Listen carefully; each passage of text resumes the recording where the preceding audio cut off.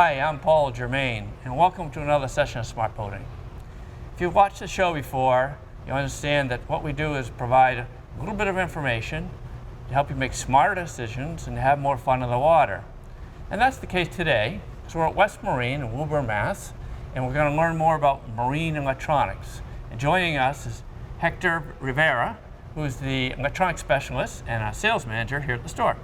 Welcome, Hector. Hi, Paul. How are you doing today? Good, good. Thank you. Hey, Hector, we got a really cool show here today, latest in marine electronics. But before we get into it, can you share a little bit about your boating background and your background in marine electronics? Sure. Basically, I'm from the Caribbean, so I grew up around boats. My dad has always been in the business, so I kind of grew up into it. I can't say that I'm a boater myself. I've just been in the industry since I was a little kid, like 10 years old or less. I've been working for West Marine for 17 years now. Wow. Always in electronics. That's basically kind of my background because I come from computers, anything that has to do with technology. So this comes as kind of second nature to me. Right. And that's basically kind of wrapping it up. That would be my That's your background my right background there. right there, yeah. That's excellent. That's excellent. Well, you've got just the right experience for the show, so why don't we get right into it? All right, sure. Well, Hector, you know, this topic, marine electronics, is a very large one, and we can't possibly cover all of the aspects of it in a half-hour show. But I think we can cover the most important aspects of it. And one of the things that strikes me is kind of the purchasing process when someone comes into the store. And I thought, well, maybe the first topic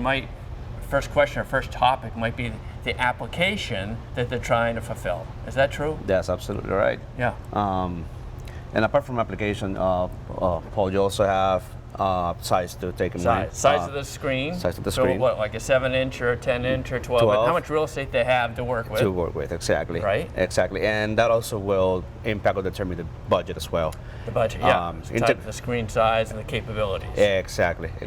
How about integration? Is integration an issue? Yeah, I mean, of course, these units are highly networkable. Yes. As you go up the line, you have more integration capabilities in terms of networking.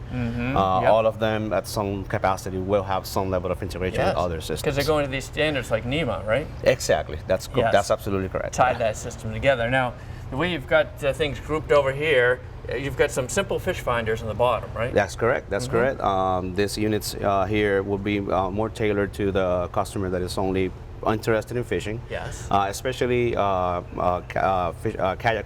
kayak fishing will be a very popular area for this type of units. Oh, really? They don't need a chart plotter. They will most likely stay close to shore, doing their business. Yes. And chart plotter is not really a necessity for them. They are not really in that deep waters anyway. I see. So for just finding the fish, these are great, and they're going to be at a lower price point too, right? And exactly, that will take us to a lower price point, and it will be perfect for what they're looking for. Yeah. How about this upper group here? So this will be we're entering in a combo territory here, which they call it like that because now you are adding a chart plotter to the equation, plus a sonar fish finder. Okay.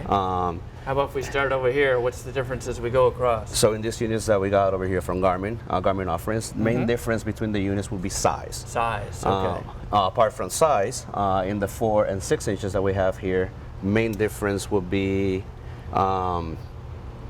that here you're adding an extra sonar capability that you don't have on the 4-inch. Okay. And as you jump to the 7-inch, now you have a touchscreen. Oh, the touchscreen. This is our keypad only. Oh, nice. Exactly. Okay. This ones are the same.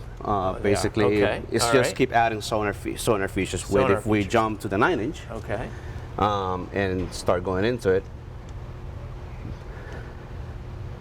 this will be what your sonar features could be. And this is a beautiful screen, touchscreen. It is a beautiful. Now I see it's divided into the left, the top right, and the bottom right. Exactly. What are we looking at, say, starting in the top left? So starting on the top left, what you're looking over, it's what is called side view. Side view. Basically what it means is that you can actually cover more area as you pass with the transducer. So that's nice. Yeah, basically you have a view of a couple hundred feet to each left and right. You do. And if you're trying to cover more area in a shorter amount of time, that's completely helpful. So before, the fish might have been a little ways away from your boat and you didn't see him. So this gives you a better chance of seeing the fish. Exactly. Okay. Exactly. All right. And then you can be more precise with what's called downscan. That's what we're looking at the top right corner. Top right corner, yeah. In the bottom left corner, it's what's just the traditional sonar that we're very used for. It's about what has been around for years now. Okay. All right. The main difference between the two, because they're showing the same area, Yes. it's the ultra high definition, so to speak. It cuts to the clutter better on the top right screen with what is called that again structure scan. It's a higher definition, so it cuts to the clutter better, and it's more to find structure than it is to find fish. Oh, it's very specialized. Exactly. Yes. And then traditional sonar will still be better for looking and find the fish. Okay, all right. So they kind of have their specialties, and they're best suited to certain activities. Exactly. Wow. If we jump back out real quick, Garmin offers what it's called panoptics. Okay. If we go back home here. Yeah. Panoptics, basically what it means, it's real-time sonar. Okay. So instead of being a series of after the fact images, you're getting exactly what you are looking at in that moment. Yes. It works more like an ultrasound, so to speak. Okay. And basically, they have what is called live scope. Yes. What makes it different than traditional sonar or any type of sonar is that they are now adding the structure view, high definition in real time. Okay. So that's why you are able, if you look at the screen here, you can see that basically you have trees down there over there. Right. Right. This is very helpful in the situation that, let's say that you are casting. Yes. And you will be able to see the fish moving in real time, so you can actually make decisions real quick. Wow. And we have to have in mind that this is more of a precision tool than it is a search tool, because Okay. you don't have you don't have a big scope to begin with. Yes. So that's why you still need your traditional sonar. I see. Okay. So this is more of another tool to help, but it's the closest you can get to like video game like fishing at this point. Pretty accurate. Yeah. Well, Lorent is a name that's been around a long time, very well known for their fishing electronics. And you've got 3 models here at the top shelf, right? Starting with a 7-inch. That's correct. That's correct. Lorent belongs to the umbrella company called Navico, which includes B&G on the sailing side, Simrad on the power boating yacht side, bigger boats, and Lorent still caters more to the fisherman up to 30 feet center console. Okay. They try to stay more in that, and that area, tailoring their fishing capabilities to that market. I see. And in contrast to the Simrad, maybe a few more bells and whistles, a slightly higher price point. Where the Simrad, which we'll see later, is a little more simpler and a little less money. Exactly. Okay. As you can see with the models that we have here, this is the series called the Elite TI. It's their entry-level system that includes touchscreen. Yep. And we can actually carry on the tendency of having the same features across the board, just different size. Different display sizes. Okay, all right. So this is the 9-inch version of this 7, 9, 12. How about this? Yeah, this looks like a pretty capable unit. Are there different features that it has? Anything you can show us? So on the Lorent side, what they have, to offer, what is their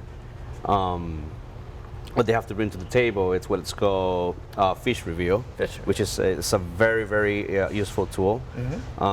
If I try to show you a quick demo of what it is here. Yes. So basically what fish reveal is and does is, for the longest, with structure scan and traditional sonar with chirp, you had to either choose between the two or split the screen and sacrifice in real estate. Yeah. And if you wanted to have charts, that's more space that you're taking away by splitting the screen in multiple panes. You lose your resolution. You can't see the detail. Exactly. So Lorent came with the idea. So hey, why we don't kind of overlay the fishing arches, which is what fishermen wants from the traditional sonar, and just overlay on the structure, scan, down scan, and just be able to have them have that locked in one place. And that way, if they need to split the screen in for the child plotter side, you have that there. You don't have to like have 3 panes. And so basically, you get back that real estate, and you're seeing one screen that all the information that you want out of it. Nice. That's nice. what basically they are. What Lorent brings to the table in that aspect, that's unique to them at the moment, I see. And it's it's a very useful feature. Yes. Well, let's move down the display here a little bit. You carry a Hummingbird, I see, and you cover Raymarine. Let's stick with the Raymarine for a second. Yes. This is a very well-known name. Is there anything you can demonstrate on one of these to show us how it works? Yes. As we have mentioned a couple of times before, these units will do very similar things, very capable units. Yes. Staying on what they do different in terms of Raymarine, if you are at this price point, so to speak, you have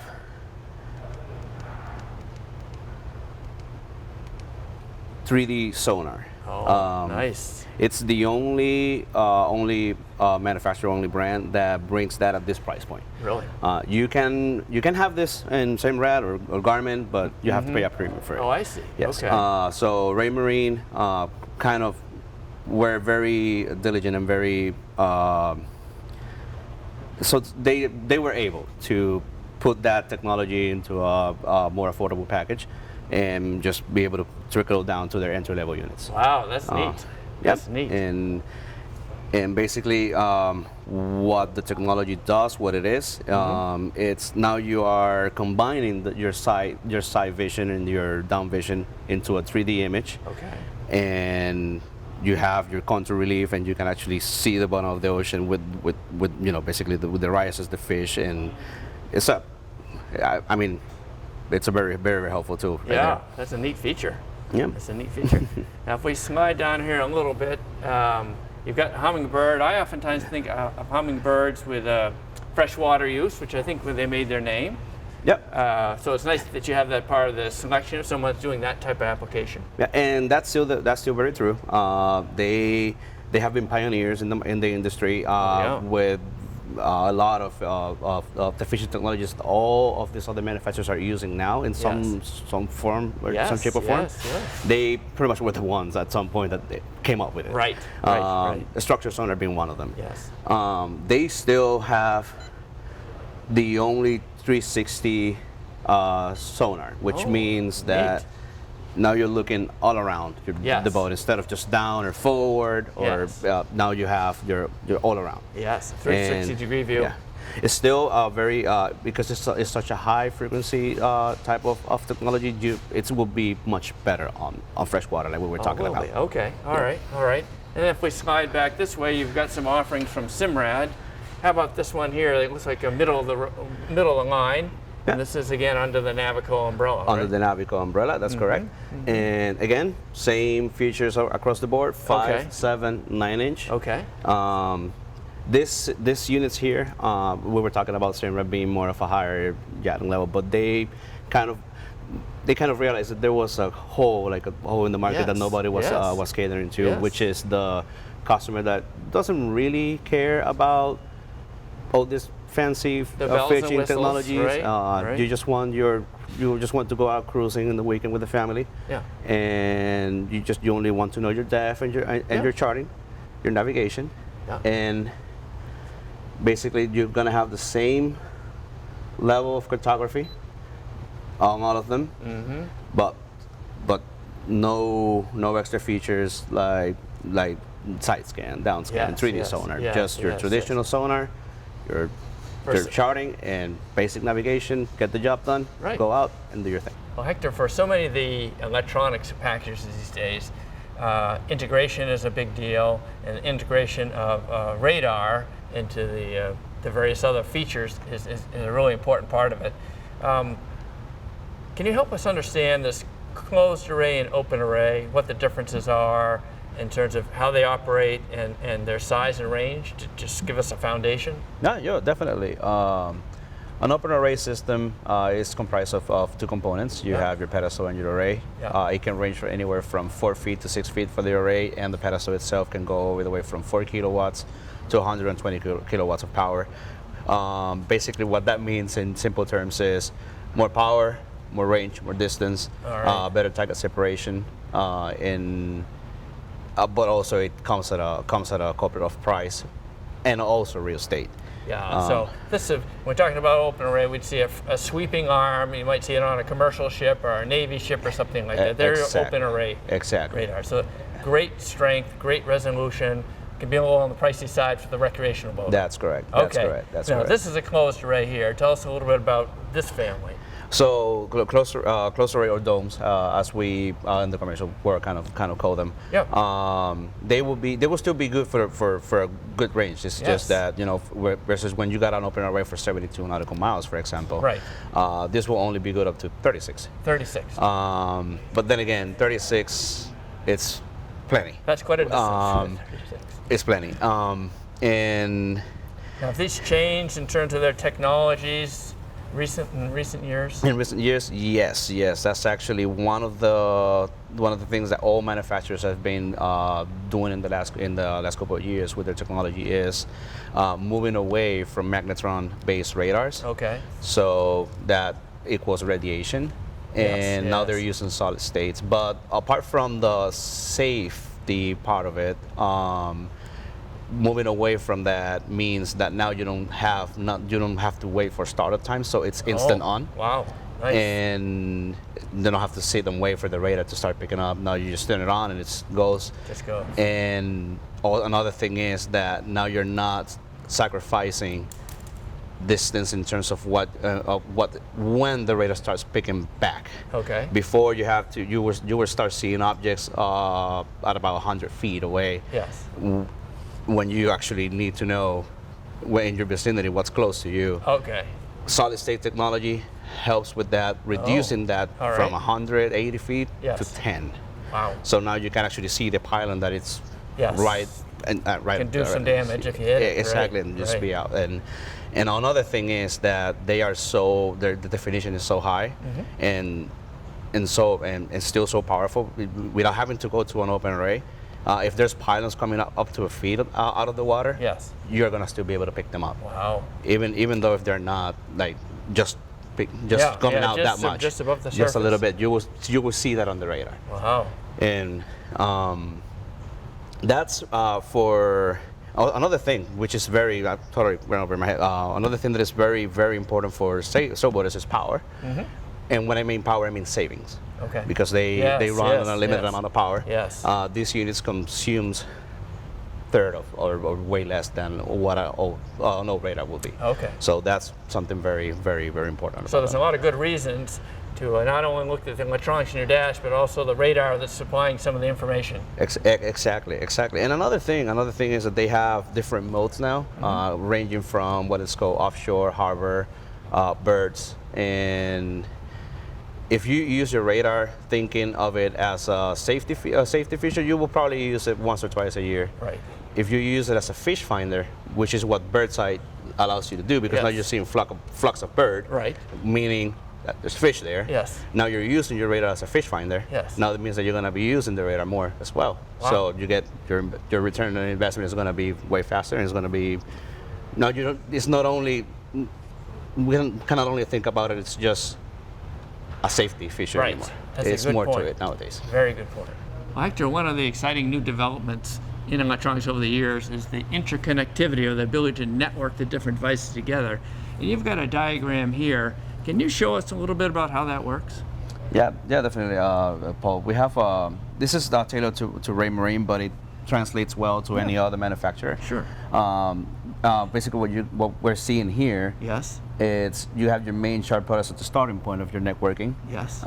Maybe some of the viewers will not be able to pick this up, but there's two different networks here. We got what is called NEMA 2000. Yes.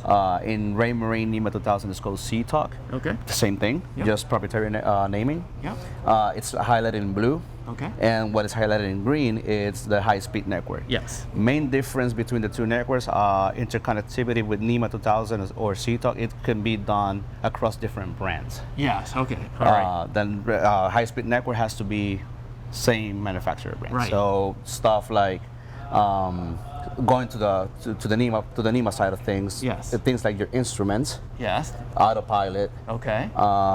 GPS antennas, AIS, all of that will be tailored into the NEMA 2000 Okay. networking. Fish finders, high speed sonars, and cameras, radars. Okay. All of that will be in your high speed network. Yes. And that has to be the same brand. Yes. Basically, once everything connects together, the integration, everything will be able to talk to each other, and we'll have a streamlined tailored system, everything talking and sharing information back and forth. Well, this is a pretty complete array of electronic interfaces, and we've got, I think, some basic functions here on the bottom by Simrad. We've got 3 in different screen sizes, right? Right. Yep. Yep, pretty much, as we have been able to see now, they're share same features between the same family, just sizes, just the screen sizes, or the display size is what changes. Yeah. What we have going on for the Go series and Simrad, which is something very, very, very good about them, is that they are capable of, they're radar capable at this price point. Yes, okay. So if you're looking to have that going on, but you're not interested on having multiple screens or anything that would be like a complex network system, the Go series will have you going on. And Simrad did very good at making that happen in a system so affordable, so to speak. All right. So the basic functions plus radar, and then this unit up here, we're starting to get into the networking device, Exactly. Which is true of these 3. So these 4 systems, these 4 units here, these 4 displays. Same principle. You got your 7, your 9, your 12, and your 16. Yeah. That's a nice display up there. Oh yeah, it's a beautiful high definition 1280 full glass panel. Full glass panel, nice. In comparison to plastic Plastic panel on some of the smaller ones, so. And they share some common features, but can you just show us a feature on this one just to help us understand what it looks like? Oh yeah, like what we were talking before on Lorent's, Simrad belongs to the same family, Navico, and so the features that you have from Lorent's and B&G will carry over. They carry over. So this is a nice picture, the display of the bottom, right? So the gold part at the bottom of the screen, that's the actual ocean bottom? Exactly. Yes. That's correct. And everything that you're seeing in that black area, those specs, that's basically fish. Wow. Here we're looking at a structure sonar this mode, and the reason why you're able to see fish here is because of what we were talking before about fish reveal. Yes.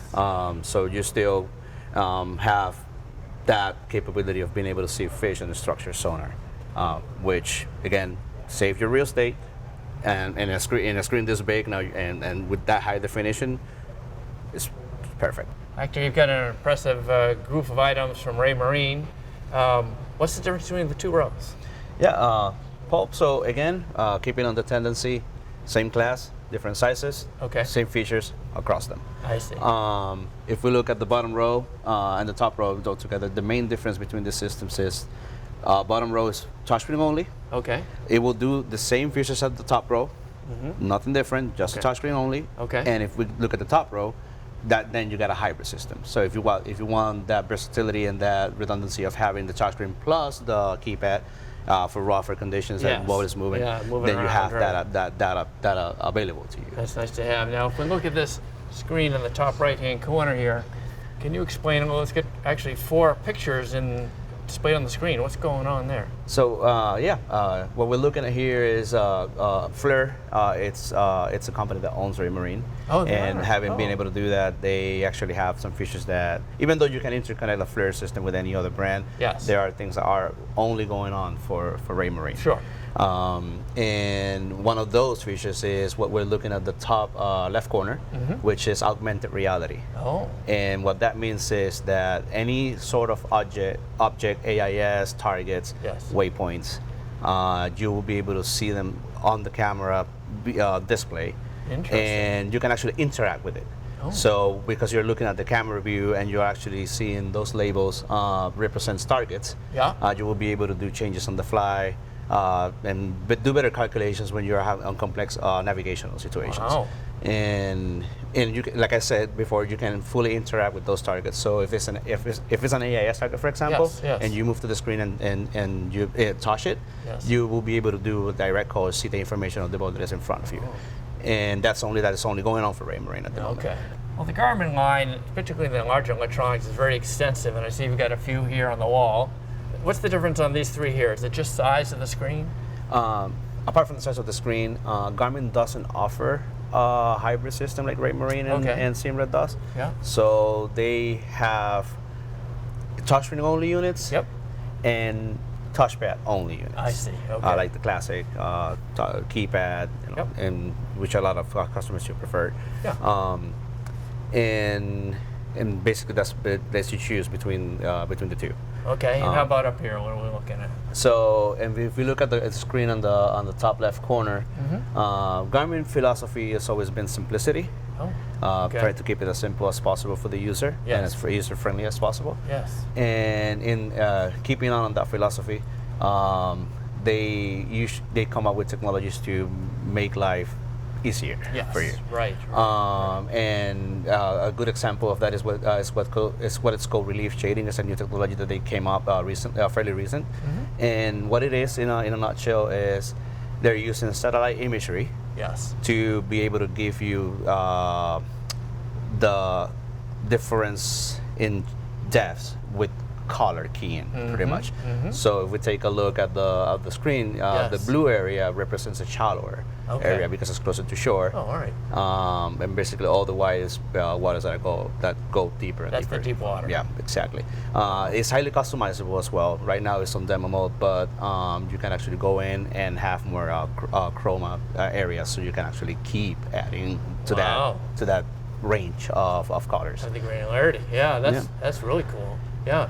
Well, let's move off this demonstration and move down our display here, because you've got a couple other units here.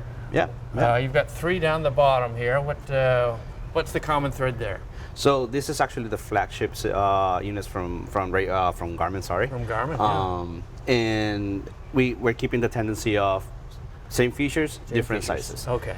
If we take a look at the screen on the top corner here, this is their 22 inch screen. Big screen. And it's a big screen, and of course, that gives you very beautiful view. Yes, as really well. nice. Really nice.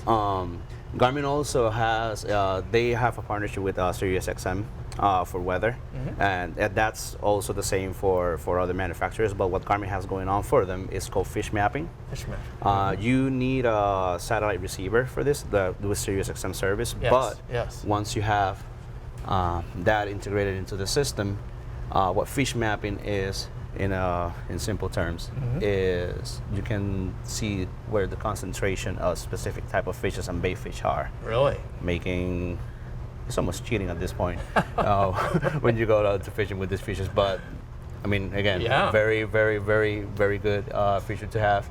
It's been very popular.